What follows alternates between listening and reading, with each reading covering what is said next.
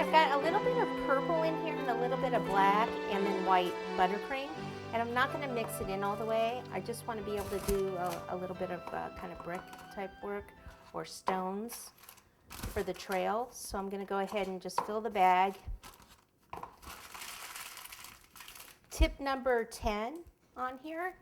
Let me move all this out of the way so I don't break it. That would be a bummer.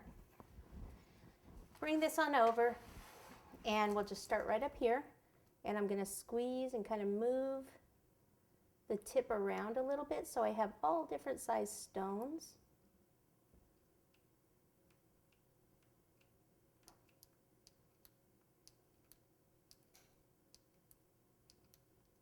And we're going to come down this side. Are you good on seeing?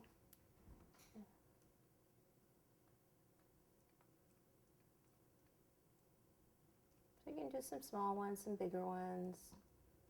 If you leave a gap, we can either have some grass coming out of there, or weeds, or we can even put some dirt in there if we want. I was going to kind of have it like this, like it's a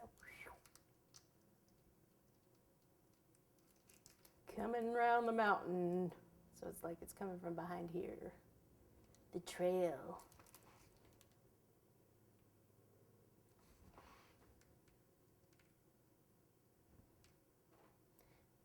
We can have it a little wider here, and then as it goes up, and go a little bit more narrow to make it look like it's further away.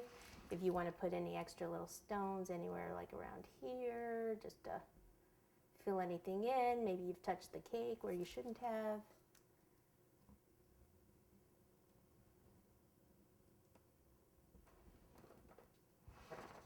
Even to support this a little, look, I could just put some extra, and then when I chill it, that will all be chilled.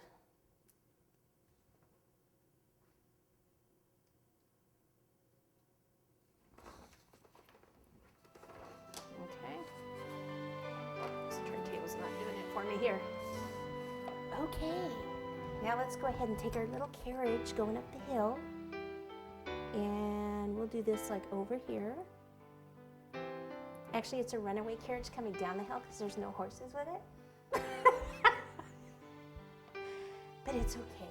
It's probably for a little girl. She won't notice.